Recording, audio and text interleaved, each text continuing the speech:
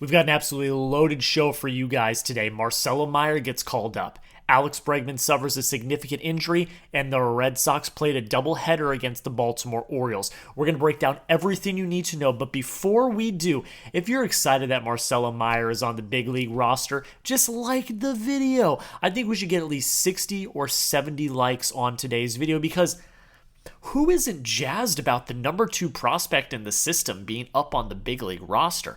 I know I am, and if you are, like the video.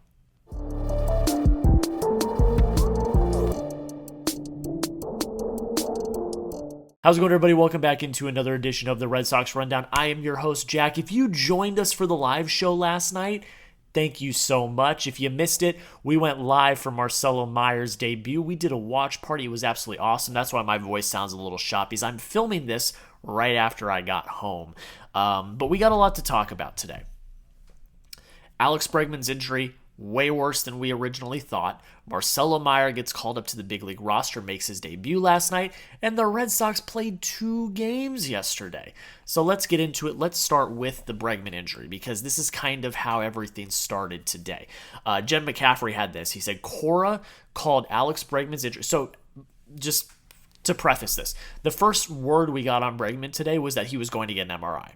And if that's the case, that's never a good thing to hear, because the day before, Bregman, it just sounded like tightness, and people were saying, oh, it's probably just a day-to-day thing, it's probably not going to be a big deal, blah, blah, blah, blah, blah.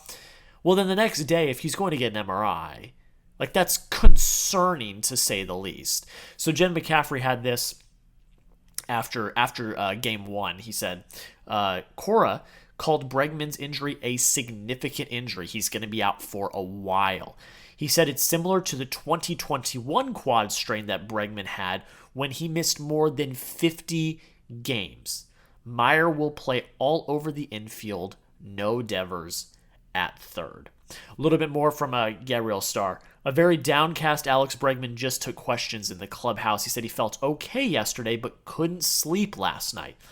He said it feels horrible to be sidelined, especially given how he's been playing. And then a little more context to all this as well. He woke up this morning and the quad felt way worse than it did the day before. So that's why they went and got the MRI, and it revealed that the quad strain is much worse than they thought it was. Bad news. Bregman was by far your best player on the team all around. He's a very valuable leader. And to potentially lose him for upwards of 50 games, almost basically a third of the season, when you desperately need a spark and you're starting to put together some wins, it's just not what you just can't have that happen. So my heart goes out to him. I feel horrible for him, but looking at it from a baseball standpoint, it's a big blow to your offense. He was having the hottest start of his career. He was looking really good. He was a vital piece in the middle of that lineup. You already lost Tristan Casas, which, say what you want about Casas, he was still an imposing figure in that lineup. And so now you lose Bregman for what seems like it's going to be a third of the season. That's just not good news. If we want to come up with a little bit of a silver lining, if we're Red Sox fans, and I don't even like to talk about this because the guy had a damn injury, but that probably makes the percentage chance of him opting out of his contract at the end of this year probably a lot more slim than it was. If he's going to miss a third of the season, and who knows how he's going to play when he comes back, he might decide to just not take the opt-out next year and stay with the Sox for another season.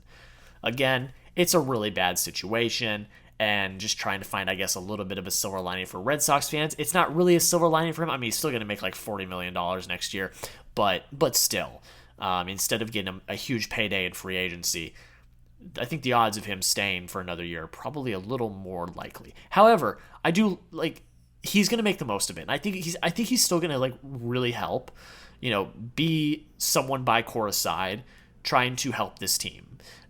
Coach up these young players, especially. I think Mayer and Campbell both need it. And, just help people hitting and things like that. He came out during the second game, and he was right next to Cora for the game, and he was looking at the charts and doing all these things. I think that's going to be very valuable to this team. But it sucks that he's not actually going to be valuable on the field, though. And that really, really stinks. Let's just show Alex Bregman some love. Just spam twos in the comments. Just spam the twos in the comments. Just show him some love. I mean, it's injuries stink. You can love the player, you can hate the player. I know that Bregman's pretty much beloved because he's been playing so well. But injuries suck. And so, yeah, just spam the twos in the comments. Show him some love. Hopefully he heals up sooner rather than later, and maybe is not gone as long as projected. Hopefully. We can pray. So with that, a lot of roster moves happened, and the biggest one being Marcelo Mayer. But we're going to run through all of them. Alex Bregman went to the 10-day IL with a right quad strain, and Marcelo Mayer was added to the roster in return. To add a 40-man roster spot, the Red Sox officially moved Tristan Casas to the 60-day IL. Obviously, the season's over, so that doesn't really matter. And so that created the spot for Mayer. Mayer's going to wear number 39 at the big league level. Very exciting. This kid has been tearing up AAA. 2 days ago, before he got called up, he had an absolute moonshot in AAA. And it's time. It's time to get a spark in this lineup. And I know that he did not perform in his debut, but he had like 3 hours notice. Didn't have any time to prepare. This is a completely new environment for him. And then he went out and played a major league ball game. So he's going to be okay. I'm not worried about him. We'll talk about that a little bit in a little bit. Another roster move that happened right before the game that went a little under the radar because the Marcelo Mayer move was the biggest one was Luis Guerrero got recalled from AAA. And to make room on the roster, Sean Newcomb got DFA'd. So we'll see if Newcomb ends up back in AAA. Does he get claimed by someone? I don't know. We'll see. But if this is the last we see of him on the Red Sox, he did well in his role. He was a lot of the like mop up, either they're winning by a lot or they're losing type of roles, or you need to fill innings, and he did that. And Sean Newcomb's been a very valuable part of this bullpen, and I hope that he stays and he gets optioned outright to Worcester. Mayer is the big news of the day. I'm incredibly happy that he's on this team. I'm so excited to see what he brings to the team. He already showed his defensive flashes at third base. Once the bat starts, this is going to be a deadly combo in the middle of the order, and I'm very, very excited to see him get going. Before we get into recapping both of the doubleheader games, like I already said at the beginning of the show, we were live for Marcelo Mayer's debut. We did an entire watch party. We were live for over 3 hours, chopping it up with the chat. We were, getting rowdy whenever Marcelo Mayer was at bat. It was a great time. And also, if you want to see a legendary crash out by yours truly, you go check out the live. But we're going to be live for other games in the future. Roman Anthony's debut, the first Yankee game of the year I'm planning on doing. Garrett Crochet starts I want to start doing as well. Make sure you subscribe so you don't miss those. They're a lot of fun. Everyone that was in the chat can vouch that we had a great time chopping it up, talking ball, watching the Sox. Through the good, through the bad, we're going to be here. And we're also going to have daily videos as well. So if you love the Red Sox as much as I do, if you love the Red Sox as much as everyone else in Red Sox Nation, hit that subscribe button. We are less than 100 subscribers away from 2,000. So join the family and hit that big red button. All right, Game 1, Red Sox win 6-5 in extra innings. I'm going to go through these a little quicker. I'm not going to spend a lot of time on these. Red Sox get 7 hits. They strike out 5 times. Hunter Dobbins got the start today. He went 4 innings, 5 hits, 4 earned runs, 1 walk, 7 Ks. That's kind of a lackluster stat line if you really think about it. He struck out 7, only gave up 5 runs, but then gave up 4 hits, or 5 hits, but then gave up 4 earned runs. I think the biggest issue with Dobbins that I saw yesterday was his pitch count got up really fast. He only went 4 innings, which you couldn't have on a doubleheader day. You just couldn't have it. He went 4 innings. And he had a very hard time finishing at bats, where he would get ahead in the count, he would have 2 strikes, and he could not finish. And that's something that we're going to talk about a little bit later in the video as well when we talk about Game 2. The Red Sox pitchers as a whole have had a very, very hard time finishing at bats. I don't know if that's an Andrew Bailey problem. I don't know if that's the actual mechanics of the pitching problem. I don't know what the issue is. But that was the biggest glaring issue with Hunter Dobbins today, was he could not finish batters. His pitch count skyrocketed very quickly, and he was done after 4. The bullpen had to come in and kind of bail him out. 6 arms went in Game 1. They put all the chips on the table. And Cora said in the press conference, he said, we put all of our chips on the table. We had to have this game.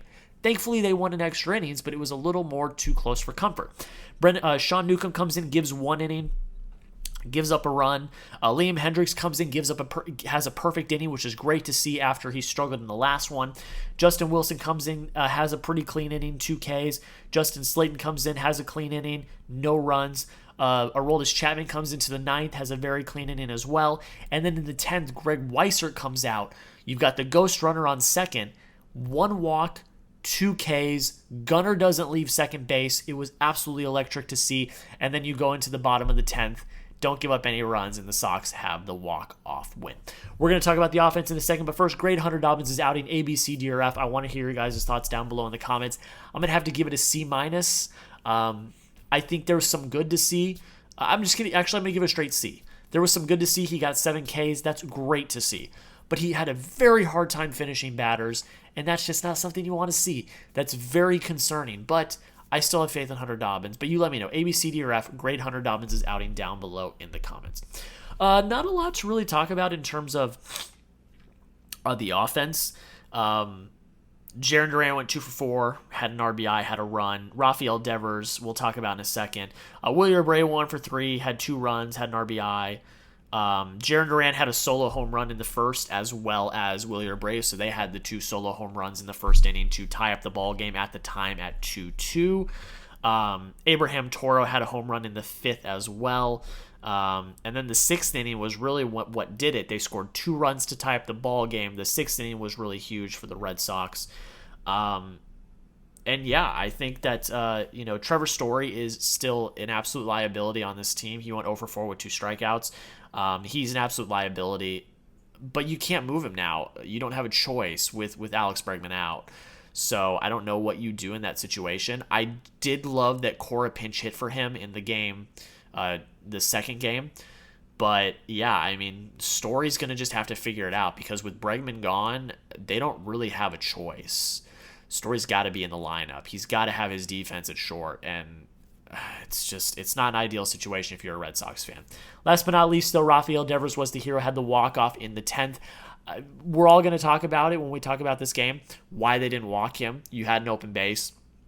They didn't intentionally walk him, and I think like 2 pitches later he had the walk-off.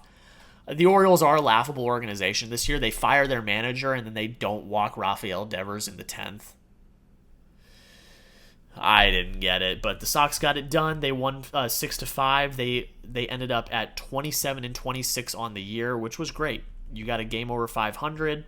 It was really, really great to see.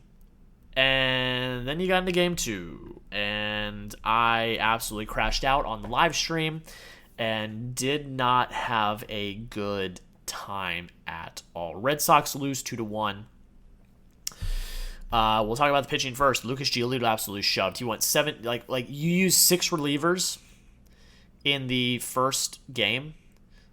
You needed 6 or 7 from Giolito, and he gave it to you. 7 innings, 6 hits, no runs, 2 walks, 6 Ks. He looked phenomenal. And that's the Lucas Giolito way. He's got one really great outing, then he's got a bad outing, then he's got a great outing, then he's got a bad outing. He's like snip, snap, back and forth, back and forth. He looked great tonight. He looked absolutely fantastic. And that was a key reason why this game was as close as it was. Because he did have runners on base, but he got out of jams, and he looked really solid. He was finishing bats. He looked good, and it was great to see. Brendan Bernardino comes in, gives you 2/3 of an inning. It does give up the run. 1 walk. Unfortunate. Not anything crazy. I'm going to keep it $150 with you. Like, it wasn't anything crazy. Like, they just scored. You got 2 runners on base with 2 outs, and Ryan, it gives Ryan O'Hearn a pitch to hit and drives it in, and Gunnar Henderson scores. It just is what it is. Luis Guerrero, though, who I've been a big fan of since spring training. We all know this. I've raved about Luis Guerrero. He came in and he kind of, excuse my language, shit the bed. He went an inning and a third, 2 hits, 1 run, 3 walks, 1 K. And this was the biggest issue for me. The Red Sox, let me look at this actually. the Red Sox gave the 8 and 9 hitters too much to work with this entire night. Walking Hadley, like, that can't happen. Like, when you're at the bottom of the lineup and you've got two guys that are hitting a buck or less, you got to attack them in the zone. And Luis Guerrero just, I don't know if it was he wasn't attacking or he just didn't have command tonight. He threw 41 pitches, only 18 of them were strikes. Like, and he faced the bottom of the order. Like, attack the zone. There was instances where he'd get an 0-2 count and then he'd walk them. He walked a few people on 4 pitches. Like, it was unacceptable. You need to attack the zone, especially at the bottom of the lineup. This lineup of the Orioles is not good this year. But instead, we let them off the hook. You walked them, you got base runners, and then runs scored. It just blew my mind. I couldn't believe what I was watching. I absolutely crashed out on the live because I couldn't believe that they did that. It was just atrocious, and it made me sick to my stomach. But what made me even more sick to my stomach was the offense. The offense struck out 7 times. That's actually not bad, and 3 of the Ks came from Marcelo Mayer, but they only got 5 hits. And I think they were being one hit through like the 6th or 7th. Like, they left 6 runners on base. They went 0 for 5 with runners in scoring position. You had runners on first and second. I forget which inning it was, but you had runners on. Actually, I can find it right here. It was the bottom of the 8th. Nick Sogard singles, Connor Wong walks. You have 2 runners on with no outs. Ceddanne Rafaela flies out to the right fielder. Jarren Duran strikes out swinging. And then the first pitch to Rafael Devers, he pops up into foul territory to the first baseman. I mean, seriously? Seriously? No situational hitting at all? Like, what are we doing? And this is what I get back to with the Red Sox is their reliance on the home run. They lost 2-1. That one came on an Abraham Toro garbage time home run in the 9th. Like, this team, if they're not hitting the home run, they're not doing anything. The situational hitting, the hitting the ball the other way, the moving runners, it just doesn't happen. And that's a concern because the Orioles are a bad team and you let them off the hook. You lost a game to the Orioles. Like, after the first 2 games, everyone was thinking this should be a sweep. But you let them off the hook tonight or last night. That can't happen. It just cannot happen. I'm going to end it out talking about Marcelo Mayer. He made his debut. 0 for 4, 3 Ks. Look, it's a kid that had like 3 hours notice. He had to, drive from Worcester over to Boston and get thrown into a major league game. He looked good defensively. He had a few good defensive plays. He just didn't get the bat going. And that's okay. I know people are going to freak out about this. I know the people on the radio are going to, he's not ready for the big leagues. Whatever. They can say whatever they want. It's going to be fine. The kid had like 3 hours notice. And then he played a major league game. Couldn't go through his normal routine. Didn't know where his locker was going to be. Didn't know this, that, or the other. He's going to be fine. It's going to be okay. But the best part about this is that Marcelo Mayer is on your Major League Baseball team. Something that we have been pounding the pavement trying to make happen has finally happened. 2/3 of the big 3 are now on the Major League roster. Now it's just time for Roman Anthony. We'll see when that happens. I think they're doing roster manipulation and draft pick manipulation with him, so we might not see him for a little while, but he'll be up here soon. And then eventually the big 3 will all be here. You let me know, confidence level in the Red Sox lineup, scale of 1 to 10. They put up 19 runs 2 days ago. They went on a walk-off in Game 1 yesterday, and then they put up an absolute stinker. And guess what, guys? We're back at 500. 27-27. Red Sox need to win this series. If they split, that's going to be incredibly unacceptable. It can't happen. So they need to win today. You've got Walker Buehler on the mound. Marcelo Mayer getting his second start. You got to win because then you're going on the road. Win. That's all I got to say. That's all, guys. Thank you all so much for taking the time to watch. I hope you all have a great rest of your day. Protect your peace, and let's go Sox.